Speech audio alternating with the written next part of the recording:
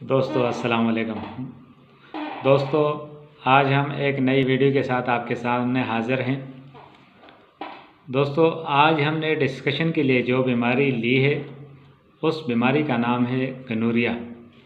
English में इसको डिक्लिप या ड्रैग भी कहते हैं, इस तरह इसको सुजाक भी कहते हैं। सबसे पहले हम शॉर्ट में समझने की कोशिश करते हैं कि गनोरिया क्या है। आप कह सकते हैं कि गनोरिया एक इन्फेक्शन है। ये इन्फेक्शन सेक्सुअल ट्रांसमिट होता है और इसके अंदर एक बैक्टीरिया होता है जिसका नाम नेसरी गनोरिया है। इस बैक्टीरिया की वजह से ये बीमारी होती है और ये सेक्सुअल ट्रांसमिट होने वाला इन्फेक्शन है।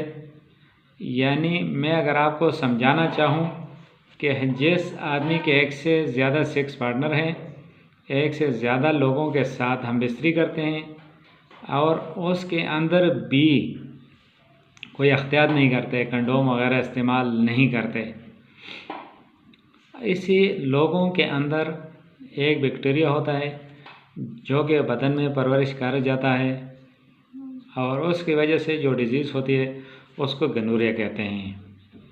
अब मैं ये बात बताऊंगा कि गनोरिया पूरी वर्ल्ड वाइड में बहुत तेज़ी से फैलती है और इसकी फैलने की सबसे बड़ी वजह क्या है कि ये आहिस्ता आहिस्ता कहें सेक्स को लेके कहीं न कहीं वो काफ़ी ओपन हो गए हैं। यानी एक से ज़्यादा लोगों के साथ सेक्स करते हैं और कुछ लोगों को एक से ज़्यादा लोगों के साथ हम बिस्तरी करने की आदत पड़ गई है। यानी अनप्रोटेक्टेड जो सेक्स करते हैं ये कॉमन हो गया है। दोस्तों इसलिए वर्ल्ड वाइड आप कह सकते हैं कि वर्ल्ड की second largest sexual transmit disease मानी गई है।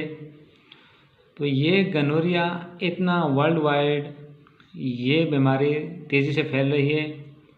अब हम बात करते हैं जो गनोरिया बीमारी है ये ज़्यादातर किस में होती है।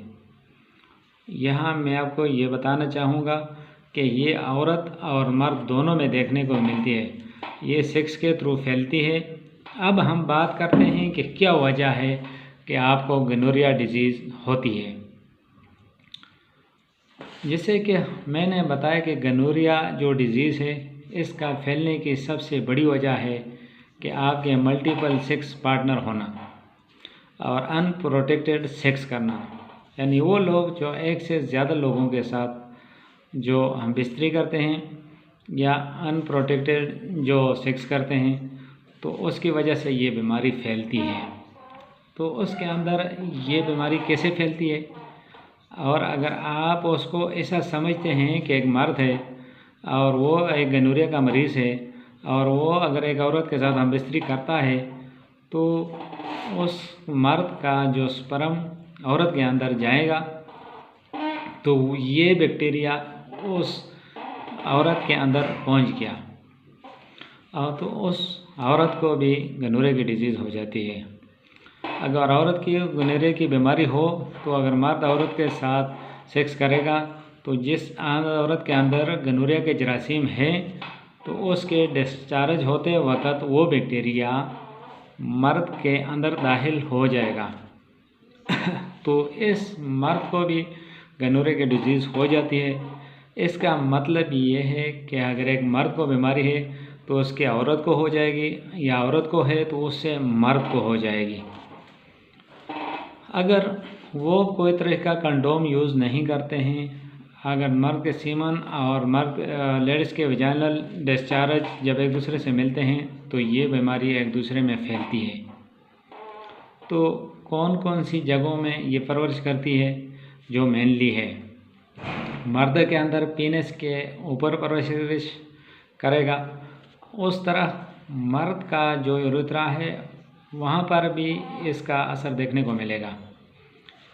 उनके टेस्टिस में ये इन्फेक्शन जाएगा और अगर उन्होंने ओरल सेक्स किया तो उनके गले के अंदर भी इन्फेक्शन फैल हो सकता है। यानी थ्रोट में भी इन्फेक्शन को देखने को मिलेगा। इस तरह अगर उनके हाथ पीनस या वजाइना में टच हो गए और वो हाथ आँखों आँखों में लग जाए तो आँखों के अंदर भी इन्फेक्शन हो सकता है। अगर इस तरह अगर कोई औरत है तो उनके अंदर जो वजाइना है अगर उसमें इन्फेक्शन आएगा और उनके यूरिथ्रा के अंदर इन्फेक्शन होगा। इस तरह उनके सर्विक्स, यूट्रस या बच्चेदानी का जो एरिया है उसके अंदर इन्फेक्शन आएगा और इन्फेक्शन आगे ओवरिस तक भी फैल सकता है और उनके अंदर अगर सेक्स किया तो वहाँ पर भी ये इन्फेक्शन फैल सकता है। ये कुछ कॉमन वजह थी जिसकी वजह से इन्फेक्शन फैल सकता है। ये जो गनोरिया डिजीज़ है ये किसी के साथ खाना खाने से नहीं फैलती और बूसा लेने से भी नहीं फैलती। इस तरह खांसने या छींकने से भी नहीं फैलती। और अगर आप एक टॉयलेट भी इस्तेमाल करते हैं तो उससे भी ये बीमारी नहीं फैलती।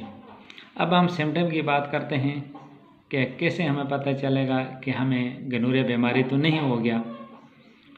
सबसे पहली बात कि गनोरिया के सिम्टम ज़्यादातर केसेस में नहीं मिलते, यानी ये बैक्टीरिया जो आपकी बॉडी में एंटर हो गया तो आप कहें मल्टीपल सेक्स पार्टनर के साथ गए तो आपने कंडोम इस्तेमाल नहीं किया और उससे आपको ये बैक्टीरिया पहुंच गया और इसके जल्दी से आपको सिम्टम नहीं मिलते। इसलिए इसको एक साइलेंट डिजीज़ भी कहते हैं कि ये बीमारी आपके बॉडी में आ गई है लेकिन ये सिम्टम नहीं दे रही। अगर इसका बैक्टीरिया लंबे अरसे तक आपके बॉडी में रहता है तो अगर हम इसकी प्रॉपर ट्रीटमेंट नहीं लेते तो ये आगे चल के बॉडी में दूसरा हार्मफुल या और ज़्यादा कॉम्प्लिकेशन पैदा कर सकता है जिसको ठीक करने में दिक्कत आती है और आपको मेजर हेल्थ इश्यूज़ भी हो सकता है। इस तरह बहुत ज़्यादा ज़रूरी हो जाता है कि अगर आपको इस तरह का एक्सपीरियंस रहा है, कोई इस तरह एक्टिविटी की है तो आप अपने डॉक्टर से इमीडिएटली कांटेक्ट करें और अपने टेस्ट करवाएं और इसकी ट्रीटमेंट लें कि ये बीमारी जल्दी ठीक हो जाए। दोस्तों इसके सिम्टम 2 से 7 दिन तक आते हैं। औरत में इसमें क्या सिम्टम आपको मिलते हैं? सबसे पहले अगर हम ये बात करें कि औरत ने हमबिस्तरी की है और उससे औरत को इन्फेक्शन हो गया तो उस औरत को ने सेक्स किया तो उस वक़्त वेजाइनल से डिस्चार्ज बढ़ जाते हैं, कुछ सिक्रेशन आ रहे हैं। ये सिक्रेशन जो हैं बदबूदार पानी निकल रहा है और इसका रंग आप वाइट देखेंगे और जब इन्फेक्शन ज़्यादा हो जाता है तो ये येलो कलर का भी मिलता है आपको और बाद में ये आपको सब्ज़ हरा भी हो सकता है, सब्ज़ भी मिल सकता है।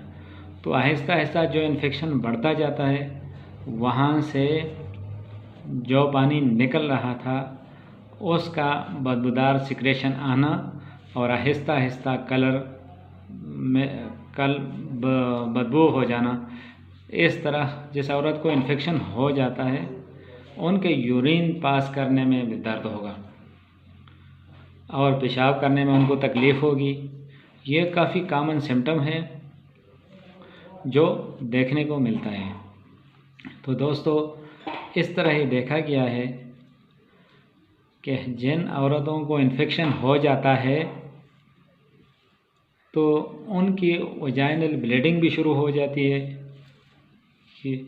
यानी 2 पीरियड के बीच में दोबारा ब्लीडिंग हो सकता है या वो अपनी घर वाले के साथ अगर हम बिस्तरी करते हैं तो उस टाइम भी वजाइना से कुछ ब्लीडिंग हो सकती है। इंटरकोर्स करते वक्त तो उनको दर्द महसूस होगा। जब उनके पिल्विक रीजन में इन्फेक्शन फैल जाता है तो उसकी वजह से पेड़ों वाली जगह में भी दर्द और भारीपन महसूस होगा। दोस्तों ये काफ़ी कॉमन देखने को मिलता है। अगर ये इन्फेक्शन फैलोपियन ट्यूब के अंदर फैल गया है और वक्त पर ट्रीट नहीं किया तो ये फैलोपियन ट्यूब को भी ब्लॉक कर सकता है, बंद कर सकता है। इसकी वजह से मेरठ औरत के अंदर बांझपन का सामना करना पड़ता है और उसको हामला होने के लिए काफ़ी दिक्कत का सामना करना पड़ता है। इस तरह आपको गले में भी इन्फेक्शन आ सकता है, यानी अगर ओरल सेक्स किया है तो उसकी वजह से। और ये कुछ कॉमन सिम्टम्स है जो औरत के अंदर मिलते हैं। अब हम बात करते हैं कि मर्दों के अंदर गनोरिया के कौन कौन से सिम्टम मिलते हैं।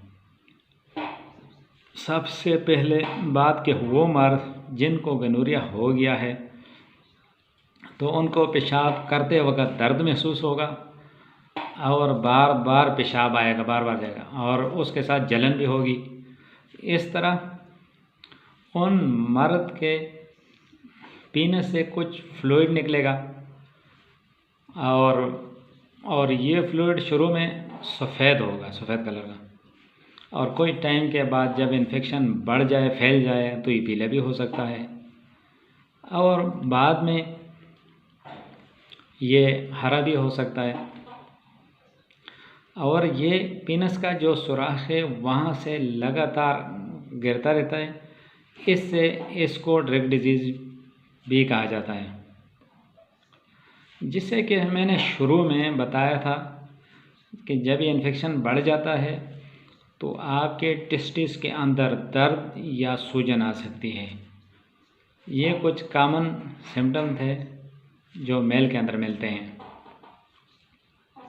इन्फेक्शन की वजह से आपको बुखार भी हो सकता है, यानी टेम्परेचर भी हो सकता है। तो दोस्तों अब हम बात करते हैं इसके लिए कौन कौन से टेस्ट किए जाते हैं।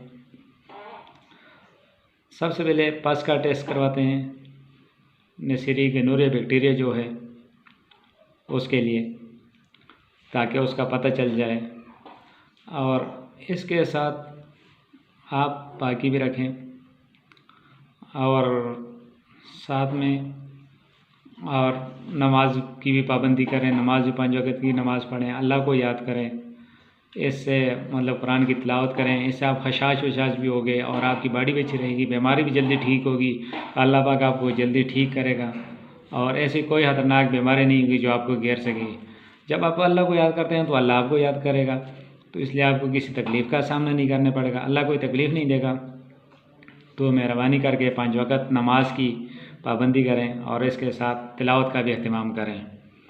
तो दोस्तों इसके साथ हम बात करते हैं अब ट्रीटमेंट की। सबसे पहले मैं आपको हमेशा ये कहता हूँ कि आप अपने करीबी अच्छे होम्योपैथिक डॉक्टर साहब के साथ रब्ता करें और उससे प्रॉपर मेडिसिन लें और उससे अपना केस डिस्कस करें, तो आपको जल्दी फ़र्क हो जाएगा। तो दोस्तों अगर मैं आपको बार बार ये बता रहा हूँ कि हमारी मेडिसिन एक बीमारी के लिए नहीं होती, ये साइंस सिम्टम पे बात करती है। ये किसी खास बीमारी के लिए जिसे एलोपैथिक दवाइयाँ हैं उस तरह ये हमारी किसी खास बीमारी के अंदर ये इस्तेमाल नहीं होती। हर एक पेशेंट के अलग साइंस सिम्टम होते हैं जो डॉक्टर साहब उनका देखता है और उस हिसाब से उसकी ट्रीटमेंट करता है। तो मैं आपको हमेशा बताता हूँ कि अगर आप डॉक्टर साहब के पास जाते हैं तो उसके साथ अपना केस शेयर करते हैं तो आपको वो साइंस सिम्टम के मुताबिक वो मेडिसिन देगा। जब वो मेडिसिन देगा तो आपको प्रॉपर तरीके से वो फ़र्क होगा और आप इससे फ़र्क जल्दी आपको फ़र्क महसूस होगा। तो मेहरबानी करके करीबी कोई अच्छा सा होम्योपैथिक डॉक्टर हो उसको सर्च करें और उससे जाके अपना प्रॉब्लम डिस्कस करें, वो आपको मेडिसिन देगा। बहरहाल मैं कुछ मेडिसिन यहाँ आप शेयर कर रहा हूँ, लेकिन आप अपने डॉक्टर के प्रॉपर डॉक्टर के निगरानी में आप उसको यूज़ कर सकते हैं। तो दोस्तों मैं बताऊंगा जो बहुत अच्छा वर्क करती है लेकिन डॉक्टर की निगरानी में। इसमें सबसे पहले मेडिसिन है हमारी दूजा 200 में। दोस्तों इसको बीडी आप इस्तेमाल करते हैं सुबह शाम, और इसके साथ दूसरी मेडिसिन है मरकसाल 200, इसको भी सुबह शाम आप इस्तेमाल कर सकते हैं। इसके साथ तीसरी मेडिसिन है पल्सटीला। दोस्तों आप इसको बीवीडी इस्तेमाल कर सकते हैं। इसके साथ दोस्तों में एक मदर टिंचर है कैनाबस स्टेवा क्यों में, कैनाबस स्टेवा क्यों में, ये आप 15-15 कतरे थोड़ा सा नीम गर्म पानी में आप 3 टाइम इस्तेमाल कर सकते हैं। और इसका इस्तेमाल करने का तरीका ये है कि दोस्तों, हम जिसे गर्म चाय पीते हैं घूंट लेकर, इस तरह हम इस मदर टिंचर को एक एक घूंट करके हम पिएं तो इंशाल्लाह बहुत जल्दी फ़र्क होगा और जिसमें बहुत अच्छा रिज़ल्ट भी आपको मिलेगा। लेकिन आपके करीबी डॉक्टर को ज़रूर सर्च करें और अच्छे होम्योपैथिक डॉक्टर को सर्च करें।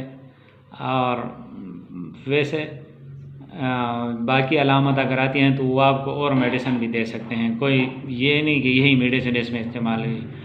तो आप प्रॉपर ट्रीटमेंट लें, और ये ट्रीटमेंट थोड़ा लंबी होती है लेकिन ये डिज़ीज़ पुरानी होती है, इसलिए इसमें आप दवाई थोड़ा लंबा अरसा चलेगी तो आप बिल्कुल जड़ से ये मसला ख़त्म होगा, आपको किसी मसले किसी चीज़ का प्रॉब्लम नहीं होगी।